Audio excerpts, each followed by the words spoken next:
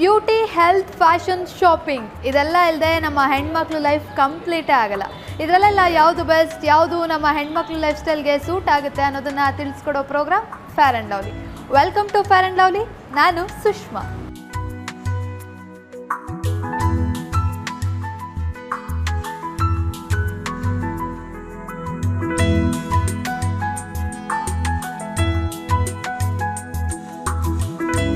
Hi ವೀಕ್ಷಕರೇ, so ನಾವಿವತ್ತು ಮೈಸೂರಲ್ಲಿದ್ದೀವಿ. So ಮೈಸೂರಲ್ಲಿ ಒಬ್ಬರು ಬೊಟಿಕ್ ಇಟ್ಕೊಂಡಿದ್ದಾರೆ. ಬೊಟಿಕ್ ಅಂದರೆ ಚಿಕ್ಕ ಬೊಟಿಕ್ ಅಲ್ಲ, ಯಾಕೆಂದರೆ ನಾವು ನೋಡಿರ್ತೀವಿ ಬೊಟಿಕ್ ಅಂದರೆ ಒಬ್ಬರು ಇಬ್ಬರು ಕೆಲಸಗಾರ ಇರ್ತಾರೆ ಅಥವಾ ಒಬ್ಬರು ಇಬ್ಬರು ಟೈಲರ್ ಇರ್ತಾರೆ. ಬಟ್ ಇವರು 10 ಜನ ಇಟ್ಕೊಂಡು ಚಿಕ್ಕದಾಗಿ ಒಂದು ಫ್ಯಾಕ್ಟ್ರಿ ಥರ ನಡೆಸ್ತಾ ಇದ್ದಾರೆ. ಬೊಟಿಕ್ ಬಟ್ ಫ್ಯಾಕ್ಟ್ರಿ ಥರ ನಡೆಸ್ತಾ ಇದ್ದಾರೆ. ಇಲ್ಲಿ ಬ್ಲೌಸ್ ಡಿಸೈನಿಂಗ್ ಮಾಡ್ತಾರೆ, ಸ್ಟಿಚಿಂಗ್ ಮಾಡ್ತಾರೆ, ಹಾಗೆ ಎಲ್ಲ ಥರ ಕೂಡ ಡ್ರೆಸ್ ಸ್ಟಿಚಿಂಗ್ ಮಾಡಿಕೊಡ್ತಾರೆ. ಸೊ ಇವತ್ತು ನಾನು ನಿಮಗೆ ಕಂಪ್ಲೀಟ್ ಡೀಟೇಲ್ಸನ್ನು ಸ್ಟಿಚಿಂಗ್ ಬಗ್ಗೆ ಕೊಡ್ತಾ ಇದ್ದೀನಿ. ಸೊ ಬನ್ನಿ ಅದನ್ನು ತಿಳಿಸ್ಕೊಡೋದಕ್ಕೆ ಈ ಬೊಟಿಕ್ನ ಓನರ್ ಇರ್ತಾರೆ. ಸೊ ಅವ್ರನ್ನ ಪರಿಚಯ ಮಾಡಿಕೊಡ್ತೀನಿ.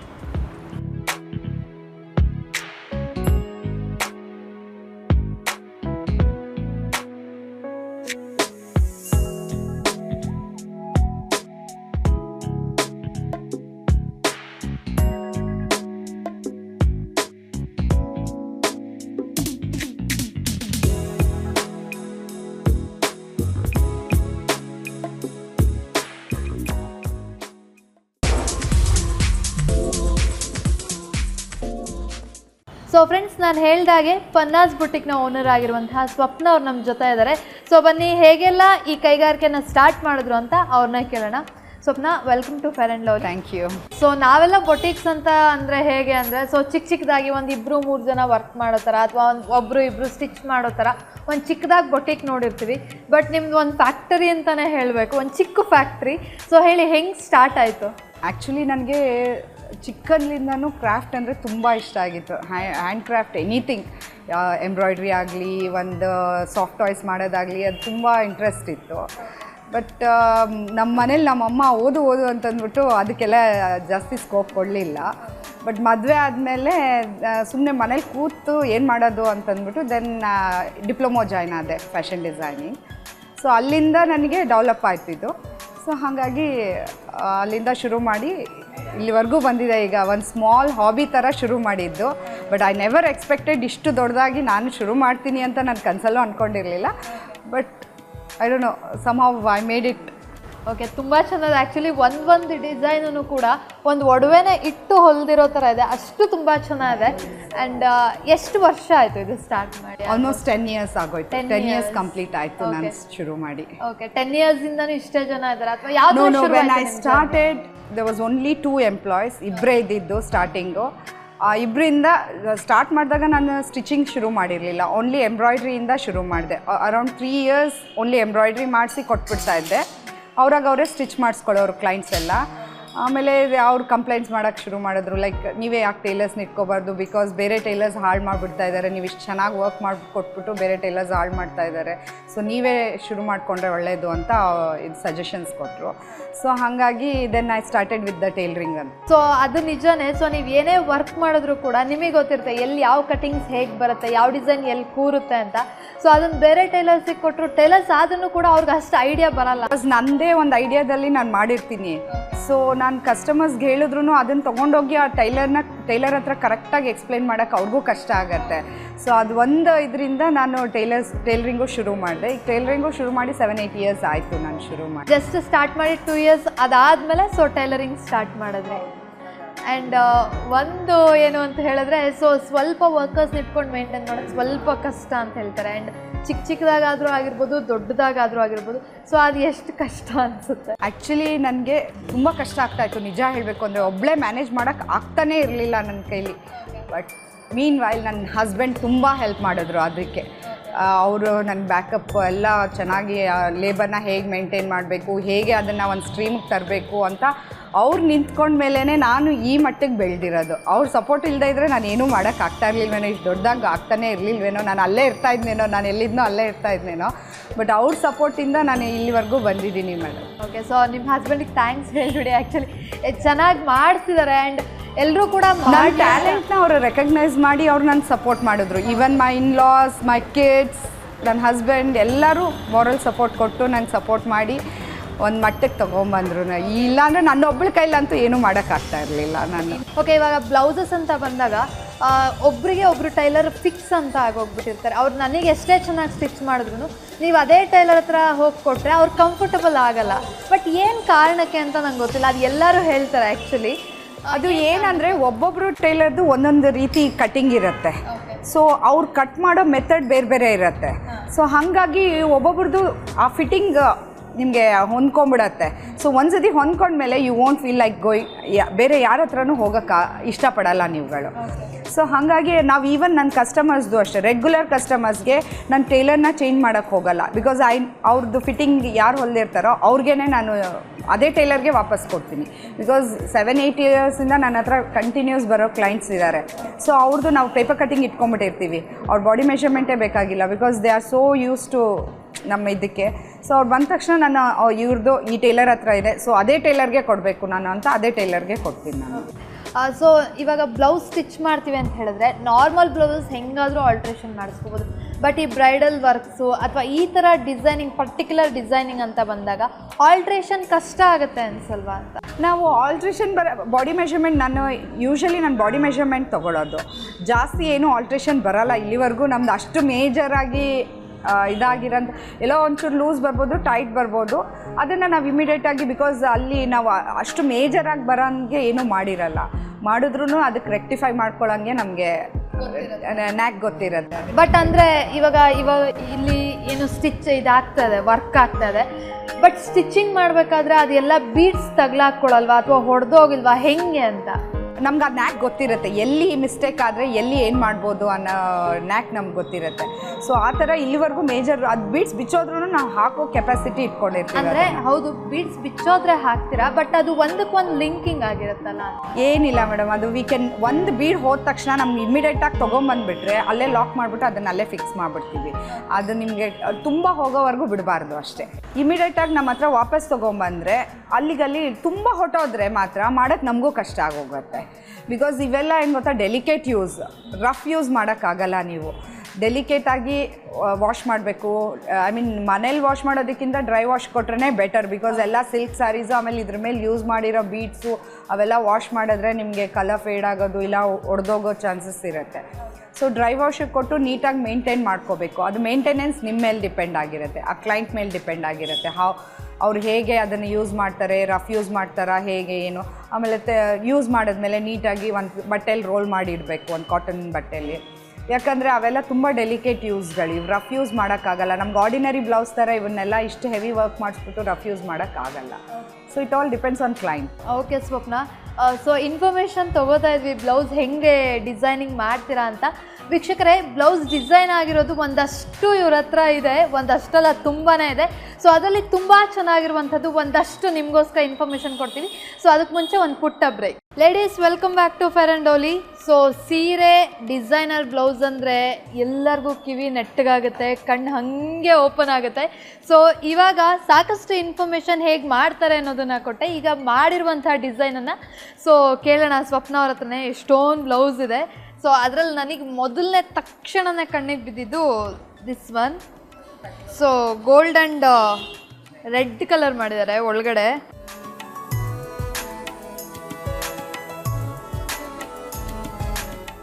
ತುಂಬ ಗ್ರ್ಯಾಂಡ್ ಆಗಿದೆ.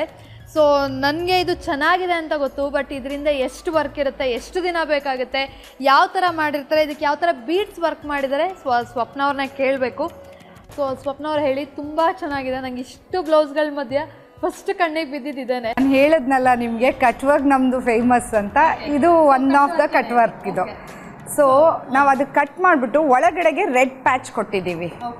ಹೋಲ್ ಮಾಡಿಬಿಟ್ಟು ಒಳಗಡೆಗೆ ರೆಡ್ ಪ್ಯಾಚ್ ಕೊಟ್ಟಿದ್ದೀವಿ. ಇದು ಫುಲ್ ಬೀಡ್ಸಲ್ಲಿ ಥಿಕ್ ಬೀಡ್ ವರ್ಕ್ ಮಾಡಿ ಕಟ್ ವರ್ಕ್ ಮಾಡಿ ಒಳಗಡೆ ರೆಡ್ ಸಿಲ್ಕ್ ಪೀಸ್ ಕೊಟ್ಟಿದ್ದೀವಿ. ಇದ್ರ ಮಧ್ಯ ಗೋಲ್ಡ್ ಪಾನಿ ವರ್ಕ್ ಅಂತ ಹೇಳ್ತೀವಿ. ಹಾಂ, ಅದನ್ನು ಇಲ್ಲಿ ಕೊಟ್ಟಿದ್ದೀವಿ. ಪ್ಲಸ್ ಕುಂದನ್ನು, ಥ್ರೆಡ್ಡು, ಬೀಡ್ಸು ಇಷ್ಟೂ ಇದರಲ್ಲಿ ಯೂಸ್ ಮಾಡಿದ್ದೀವಿ. ಬೀಡ್ಸ್, ಕುಂದನ್ ಮತ್ತು ಜರಿ ಆ್ಯಂಡ್ ಥ್ರೆಡ್ ಆಮೇಲೆ ಇದು ಕಟ್ ವರ್ಕ್ ನಾನು ಹೇಳಿದ್ನಲ್ಲ ನಮ್ಮದು ಫೇಮಸ್ ಫಾರ್ ಕಟ್ ವರ್ಕ್ ಅಂತ, ಇದು one of the cut work. So ನೀವು ಫ್ಯಾಷನ್ ಡಿಸೈನಲ್ಲಿ ಮಾಡಿದ್ದು ಕಟ್ ವರ್ಕ್ ಬಗ್ಗೆನಾ ಅಥವಾ ಹೇಗೆ? ಇಲ್ಲ ಮೇಡಮ್, ನಮಗೆ ಫ್ಯಾಷನ್ ಡಿಸೈನಿಂಗಲ್ಲಿ ಪ್ರತಿಯೊಂದು ಹೇಳ್ಕೊಡ್ತಾರೆ, ಎಲ್ಲ ಎಂಬ್ರಾಯ್ಡ್ರೀಸು ಹೇಳ್ಕೊಡ್ತಾರೆ. ಬಟ್ ನಾನು ಜಾಸ್ತಿ ಇದರಲ್ಲಿ ಒಂಥರ ನನಗೆ ಕಟ್ ವರ್ಕ್ ಅಂದರೆ ತುಂಬ ಇಷ್ಟ. ಸೊ ಆದಷ್ಟು ನಾನು ಕಟ್ ವರ್ಕಲ್ಲಿ ಮಾಡೋಕ್ಕೆ ಟ್ರೈ ಮಾಡ್ತೀವಿ. ಇವನ್ ಇಲ್ಲಿ ಕಟ್ ವರ್ಕ್ ಇಲ್ಲದೆ ಇರೋದನ್ನು ಎಲ್ಲ ಮಾಡಿದ್ದೀವಿ, ಅದು one of the cut work. And ನೀವು ಟ್ರೆಂಡ್ ಕೊಟ್ರೆ ಸೊ ನಮಗೆ ಗೊತ್ತಾಗೋದು ಕಟ್ ವರ್ಕ್ ಬಂದಿದೆಯಾ ಅಥವಾ ಜರಿ ವರ್ಕ್ ಮಾಡ್ಬೋದಾ ಅಥವಾ ಏನು ಮಾಡಬಹುದು ಅಂತ. ಬಟ್ ನೀವಿದು ಹೋಲ್ ಮಾಡಿದ್ದೀನಿ ಅಂತ ಹೇಳಿದ್ರಿ, ಬಟ್ ಹೆಂಗೆ ಹೋಲ್ ಮಾಡಿದ್ರೆ ನಂಗೆ ನಿಜ ಗೊತ್ತಾಗ್ತಾ ಇಲ್ಲ. ಸೊ ತುಂಬ ಏನೋ ಡೀಟೇಲಿಂಗ್ ಆಗಿದೆ, ಅಲ್ಲಿ ಎಲ್ಲೂ ಜರಿನ ಒಂಚೂರು ಡ್ಯಾಮೇಜ್ ಆಗಿಲ್ಲ. ಇದು ಹೇಗೆ ಮಾಡಿರೋದು ಹೋಲ್ಸ್? ಆ್ಯಕ್ಚುಲಿ ಇದು ಮೇನ್ ಫ್ಯಾಬ್ರಿಕ್ನ ನೀವು ನೋಡಿರ್ಬೇಕು, ಈಗ ಹೆಂಗೆ ಫಿಕ್ಸ್ ಮಾಡ್ಕೊಂಡು ಮಾಡ್ತಾರೆ ಸೇಮ್ ಅದೇ ರೀತಿ ಈ ಪ್ರತಿಯೊಂದು ಲೈನ್ಸು ಫಸ್ಟ್ ಮಾಡ್ಕೊಳ್ತಾರೆ. ಆ ಮಧ್ಯ ಇದ್ದಿದ್ದು ಎಕ್ಸ್ಟ್ರಾ ಬಟ್ಟೆನ ಬರ್ನ್ ಮಾಡ್ತಾರೆ. ಬರ್ನ್ ಮಾಡಿ ಹೆಂಗೆ ಬರ್ನ್ ಅಂದರೆ ಯಾವುದ್ರಲ್ಲಿ ಮಾಡೋದು? ಒಂದು ಕಾಯಿಲ್ ಸಿಗತ್ತೆ, ಆ ಕಾಯಿಲಲ್ಲಿ ಬರ್ನ್ ಮಾಡ್ತೀವಿ. ಆ ಬರ್ನ್ ಮಾಡಿ ಎಕ್ಸ್ಟ್ರಾ ಪೀಸ್ನ ತೆಗೆದುಬಿಡ್ತೀವಿ. ಸೊ ಅದಾದಮೇಲೆ ಅದು ಹೋಲ್ಸ್ ಬರುತ್ತಲ್ಲ, ಅದ್ರ ಹಿಂದೆ ನಾವು ಬ್ಯಾಕ್ಗ್ರೌಂಡ್ಗೆ ಏನಾದರೂ ಕೊಟ್ಕೋಬೋದು, ಕಾಂಟ್ರಾಸ್ಟ್ ಕಲರ್ ಪ್ಯಾಚ್ ಆದರೂ ಕೊಡ್ಬೋದು, ಇಲ್ಲ ಸ್ಕಿನ್ ಕಾಣೋ ಥರನೂ ಮಾಡ್ಕೋಬೋದು, ಅದೇನು ಆಡ್ ಅನ್ಸಲ್ಲ ನಿಮ್ಗೆ. ಅಂದರೆ ಡ್ಯಾಮೇಜ್ ಥರ ಏನೂ ಆಗಲ್ವಾ ಅಂತ? ಯಾಕೆಂದರೆ ಅದು ಆಲ್ರೆಡಿ ಸುಟ್ಟಿರ್ತೀರಾ, ತಿನ್ ಲೇಯರ್ ಆಗಿಬಿಟ್ಟಿರುತ್ತೆ. ಇಲ್ಲ, ಬಿಕಾಸ್ ವರ್ಕ್ ಆ ರೀತಿ ಮಾಡಿರ್ತೀವಿ, ಅದು ಕಟ್ ಆಗದೆ ಇರೋಂಗೆ ವರ್ಕ್ ಆದಮೇಲೆ ಸುಡ್ತೀವಿ. ಸೊ ದಟ್ ಅದು ವರ್ಕ್ ಆಗೋಗಿರುತ್ತೆ. ಸೊ ಆ ಲೇಯರ್ ನಿಮಗೆ ಕಟ್ ಆಗಲ್ಲ ಎನಿ ಕಾಸ್ಟ್. ಬಟ್ ಇದು ಕಟ್ ವರ್ಕ್ಸು ಸ್ವಲ್ಪ ಡೆಲಿಕೇಟೇ, ನೀವು ಹೇಳ್ದಂಗೆ ಎಲ್ಲಾದರೂ ಸಿಗಾಕೊಂಡ್ರೆ ಕಟ್ ಆಗೋ ಚಾನ್ಸಸ್ ಇರುತ್ತೆ. ಸೊ ನೀವು ಅದನ್ನು ಯೂಸ್ ಮಾಡೋದ್ರ ಮೇಲೆ, ನಾನು ಫಸ್ಟ್ ಸ್ಟಾರ್ಟಿಂಗೇ ಹೇಳಿದೆ ನಿಮಗೆ, ನೀವು ಹೇಗೆ ಮೇಂಟೈನ್ ಮಾಡ್ತೀರಾ ನಿಮ್ಮ ಕ್ಲಾತ್ಸ್ನ, ಅದು ನಿಮ್ಮ ಮೇಲೆ ಬಿಟ್ಟಿರೋದು. ಓಕೆ, ಸೊ ಇದು ಕೂಡ ಸೇಮ್ ಇದೂ ಕಟ್ ವರ್ಕು. ಸೊ ಅಗೇನ್ ಇದು ಬಂದ್ಬಿಟ್ಟು ಇದು ಸ್ಲೀವ್ಸ್. ಆ್ಯಕ್ಚುಲಿ ಅದು ಫುಲ್ ಸ್ಲೀವ್ ನಿಮ್ಗೆ ಎಲ್ಬೋ ಲೆಂತ್, ಈಗ ಎಲ್ಬೋ ಲೆಂತ್ ಸ್ಲೀವ್ಸು ಫ್ಯಾಷನ್ನು ಇಲ್ಲಿವರೆಗೂ ಬರುತ್ತೆ ನಿಮಗಿದು. ಇದು ಸ್ಲೀವ್, ಇದು ಕಟ್ ವರ್ಕ್. ಇದ್ರ ಒಳಗಡೆ ಗ್ರೀನ್ ನೆಟ್ ಕೊಟ್ಟಿದ್ದೀನಿ, ನೀವು ನೆಟ್ ಕೊಡ್ಬೋದು. ಈಗ ಅದಕ್ಕೆ ಫ್ಯಾಬ್ರಿಕ್ ಕೊಟ್ಟಿದ್ದೀನಿ, ಇದಕ್ಕೆ ನೆಟ್ ಕೊಟ್ಟಿದ್ದೀನಿ, ನೀವು ಅದಕ್ಕೂ ನೆಟ್ ಬೇಕಂದ್ರೂ ಕೊಡ್ಬೋದು.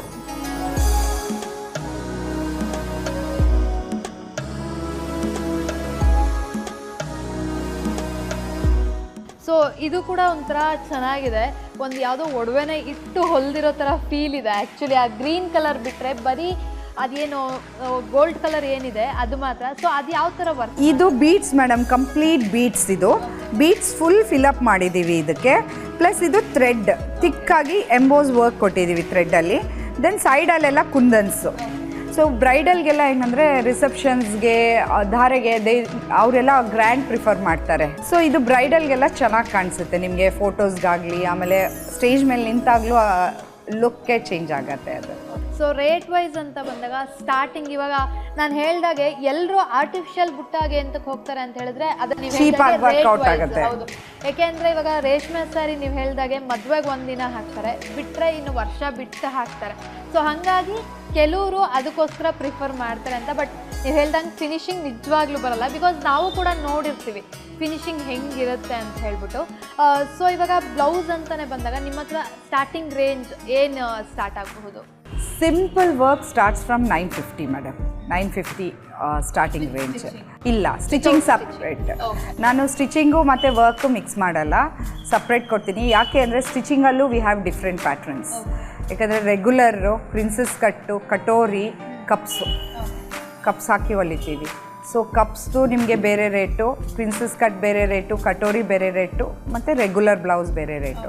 ಸೊ ಒಬ್ಬೊಬ್ಬರು ಒಂದೊಂದು ಥರ ಪ್ರಿಫರ್ ಮಾಡ್ತಾರೆ. ಸೊ ನಾನು ವರ್ಕ್ಗೆ ಸ್ಟಿಚಿಂಗಿಗೆ ಮಿಕ್ಸ್ ಮಾಡಲ್ಲ. ಸೊ ಅವ್ರು ಕಪ್ಸ್ ಬೇಕು ಅಂದರೆ ಕಪ್ಸ್ ಪ್ರಕಾರ ರೇಟ್ ಹಾಕಿರ್ತೀನಿ, work separate, stitching separate. So stitching ಬಂದುಬಿಟ್ಟು ನಿಮಗೆ 950ಇಂದ ಸ್ಟಾರ್ಟ್ ಆಗುತ್ತೆ. ಸೊ ಇಟ್ ಡಿಪೆಂಡ್ಸ್, 10,000 ಈವನ್ 15,000ಗೂ ಮಾಡಿಸೋರು ಇದ್ದಾರೆ ಬ್ಲೌಸ್ ವರ್ಕ್. ನಿಮಗೆ 950ಇಂದ ಹಿಡಿದು ನೀವು ಎಷ್ಟು ಬೇಕಾದರೂ ಮಾಡಿಸ್ಬೋದು. It depends on the client. So client ಯಾವ ಥರ ಬೇಕು, ಅವ್ರಿಗೆ ಹೆವಿ ಬೇಕು ಅಂದರೆ ಹೆವಿ ಮಾಡ್ಬೋದು, ಸಿಂಪಲ್ ಬೇಕು ಅಂದರೆ ಸಿಂಪಲ್ ಮಾಡ್ಬೋದು. ಸೊ ಬ್ಲೌಸ್ ವರ್ಕ್ ನೋಡಿದ್ವಿ, ನೀವು ಕುಚ್ಚುಗಳು ಕೂಡ ತುಂಬ ಚೆನ್ನಾಗಿ ಕಟ್ತೀರಾ ಅಂತ ಗೊತ್ತಾಯ್ತು. ಯಾಕೆಂದರೆ ನೀವು ಸಾರಿ ತೋರಿಸ್ತಾ ಇದ್ರಿ, ಅವಾಗ ನೋಡಿದೆ ಕುಚ್ಚನ್ನ. ಸೊ ಸಾರೀಸ್ಗೆ ಕುಚ್ಚನ್ನ ಕೂಡ ಹಾಕ್ತೀರಾ ಅಂತ ಗೊತ್ತಾಯ್ತು. ಹಾಗೆ ನೀವು ಸಾರಿ ಕೂಡ ಡಿಸೈನ್ ಮಾಡಿರೋದು ನಾವು ನೋಡಿದ್ವಿ. ಸೊ ಒಂದು ಬ್ರೇಕ್ ತೊಗೊಳ್ಳೋಣ, ಬ್ರೇಕ್ ಆದಮೇಲೆ ಅದ್ರ ಬಗ್ಗೆ ಇನ್ಫಾರ್ಮೇಷನ್. ಓಕೆ.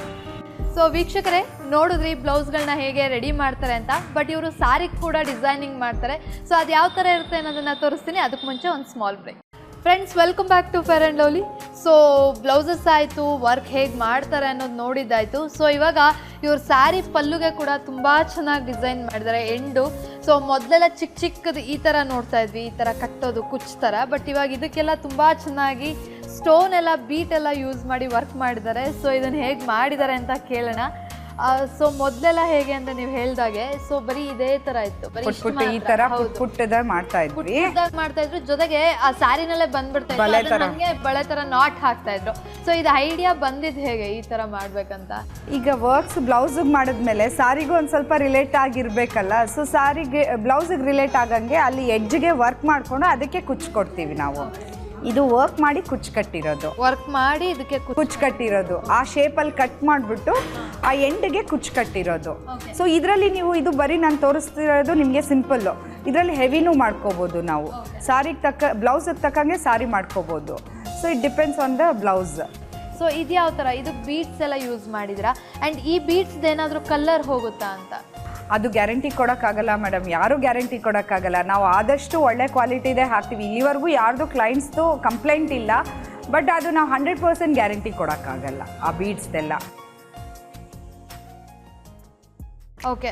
ಸೊ ಇದರಲ್ಲಿ ಎಷ್ಟರಿಂದ ಎಷ್ಟುವರೆಗೂ ಇದೆ ಕುಚ್ಚಲ್ಲಿ? ನಿಮಗೆ ಸ್ಟಾರ್ಟಿಂಗ್ ರೇಂಜ್ 350, ನೀವು 2500ವರೆಗೂ ಮಾಡಿಸ್ಬೋದು ಕುಚ್ಚುಗಳು. ಓಕೆ. ಸೊ ಸ್ಯಾರೀಸ್ ಕುಚ್ಚು ಅಥವಾ ಈ ಬ್ಲೌಸ್ ಡಿಸೈನಿಂಗ್, ಬ್ಲೌಸ್ ಸ್ಟಿಚಿಂಗ್ ಬಿಟ್ಟು ಸೊ ಬೇರೆ ಏನೆಲ್ಲ ಮಾಡ್ತೀರಾ? ಬೇರೆ ಏನು ಸ್ಟಿಚ್ ಮಾಡ್ತೀರಾ? ಡ್ರೆಸ್ಗಳು ಮಾಡ್ತೀವಿ. ಆಮೇಲೆ ಮಕ್ಕಳು ಲೆಹೆಂಗಾ, ಘಾಗ್ರಾ, ಮಾಮೂಲಿ ರೇಷ್ಮೆ ಲಂಗಗಳು ಮಕ್ಕಳಿಗೆ. ಈಗ ಹಬ್ಬದ ಟೈಮಲ್ಲೆಲ್ಲ ರೇಷ್ಮೆ ಲಂಗಗಳು, ಈ ಸಂಕ್ರಾಂತಿ ಬಂತು ಅಂದರೆ ಮಕ್ಕಳೆಲ್ಲ ರೇಷ್ಮೆ ಲಂಗಗಳು ಬೇಕು ಅಂತಾರೆ, ಅದನ್ನು ಸ್ಟಿಚ್ ಮಾಡ್ತೀವಿ. ಆ ರೇಷ್ಮೆ ಲಂಗಗಳಿಗೂ ಬ್ಲೌಸ್ಗೆಲ್ಲ ವರ್ಕ್ ಮಾಡಿ ಮಕ್ಕಳಿಗೆ ಅದು ಸ್ಟಿಚ್ ಮಾಡಿ ಕೊಡ್ತೀವಿ. ಘಾಗ್ರಾಸ್ ಮಾಡ್ತೀವಿ, ಈವನ್ ಗೌನ್ಸ್ ಮಾಡಿದ್ದೀವಿ ನಾವು. ಸೊ ಈಗ ಕ್ರಾಪ್ ಟಾಪ್ಸು, ಸ್ಕರ್ಟ್ಸು ಫ್ಯಾಷನ್ನು ಅದು ಮಾಡಿದ್ದೀವಿ. ಇಂಡೋ ವೆಸ್ಟರ್ನ್ ಸ್ಟೈಲ್ ಮಾಡ್ತೀವಿ. ಸೊ ನಾವು ಸ್ಟಿಚಿಂಗಲ್ಲಿ ಎಲ್ಲ ಯಾವ ರೀತಿ ಬೇಕು ಅಂದ್ರೂ ಲೇಡೀಸ್ಗೆ ಮಾಡಿಕೊಡ್ತೀವಿ ನಾವು. ಸೊ ವೀಕ್ಷಕರೇ, ಅವ್ರು ಹೇಳಿದ್ರು ಸೊ ಮಕ್ಕಳಿಗೆ ಎಲ್ಲ ಥರ ವೆರೈಟೀಸ್ ಆಫ್ ಡ್ರೆಸ್ಸಸ್ ಸ್ಟಿಚ್ ಮಾಡ್ತೀವಿ ಅಂತ. ಸೊ ಇಲ್ಲಿ ಪುಟಾಣಿ ಮಕ್ಕಳು ಬಂದಿದ್ದಾರೆ. ಸೊ ಅವ್ರಿಗೆ ಸಕ್ಕದಾಗಿ ಡ್ರೆಸ್ ಸ್ಟಿಚ್ ಮಾಡಿದ್ದಾರೆ. ಸೊ ನೋಡ್ಕೊಂಬನ್ನಿ ಯಾವ ಥರ ಸ್ಟಿಚ್ ಮಾಡಿದ್ದಾರೆ ಅಂತ.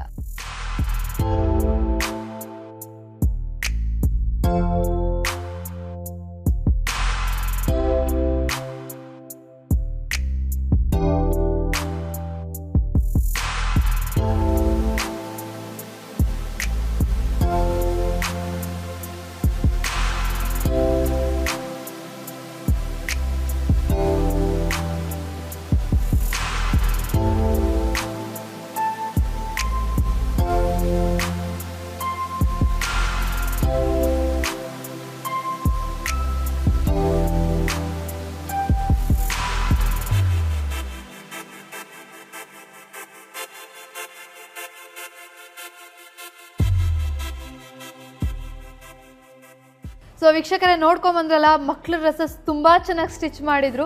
ಡ್ರೆಸ್ಗಿಂತ ಅವ್ರು ಹಾಕ್ಕೊಂಡಾಗ ಇನ್ನೂ ಚೆನ್ನಾಗಿ ಕಾಣಿಸ್ತಾ ಇತ್ತು.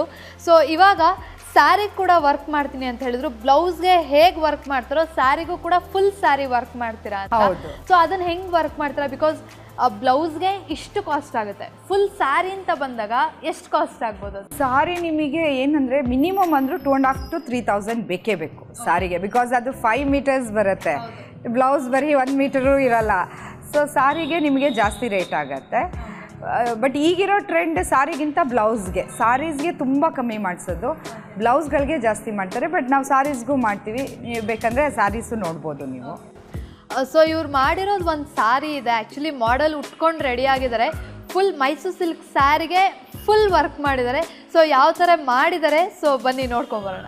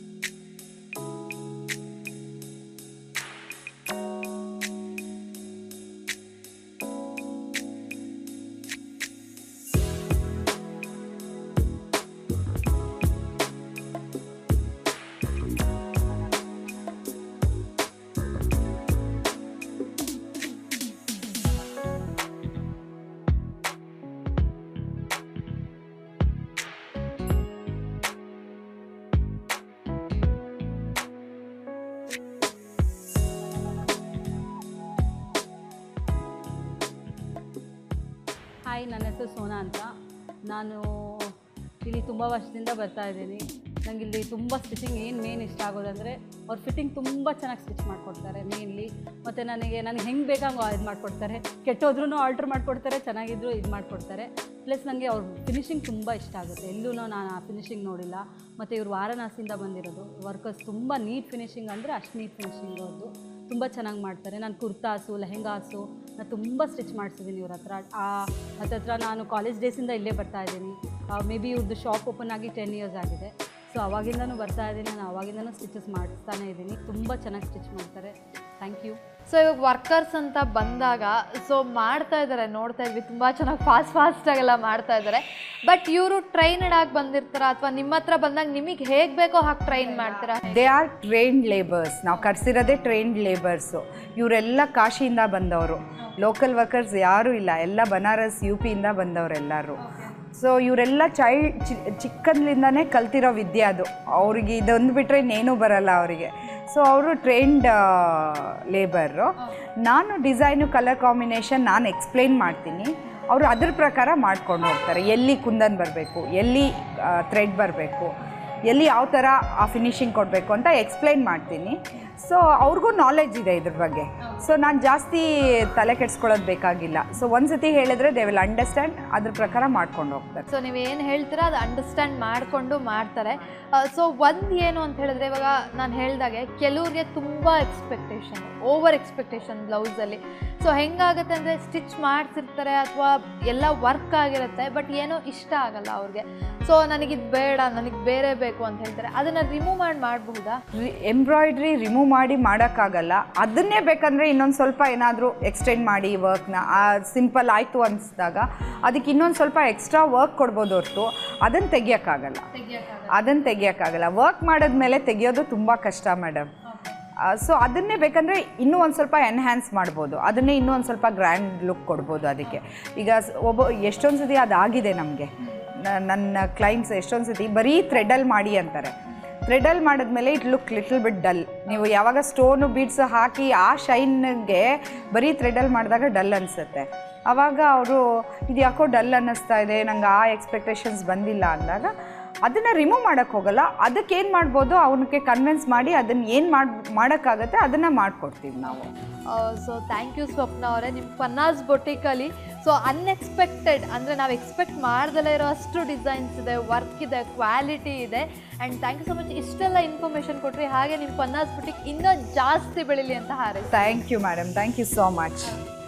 ಸೊ ವೀಕ್ಷಕರೇ ನೋಡಿದ್ರಲ್ಲ, ಪನ್ನಾಸ್ ಬೊಟಿಕ್ ಅಂತ ಹೇಳಿದ್ರೆ ಒಂದು ಚಿಕ್ಕ ಬೊಟಿಕ್ ಎಲ್ಲ ಒಂದು ಚಿಕ್ಕ ಫ್ಯಾಕ್ಟ್ರಿ ಅಂತಲೇ ಹೇಳ್ಬೋದು. ಅಷ್ಟು ಇಲ್ಲಿ ಮ್ಯಾನುಫ್ಯಾಕ್ಚರ್ ಆಗುತ್ತೆ. ಮ್ಯಾನುಫ್ಯಾಕ್ಚರ್ ಅಂದರೆ ಅಲ್ಲಿ ಬ್ಲೌಸ್ ಡಿಸೈನ್ನ ರೆಡಿ ಮಾಡಿ ಸೊ ಸ್ಟಿಚ್ ಮಾಡ್ತಾರೆ.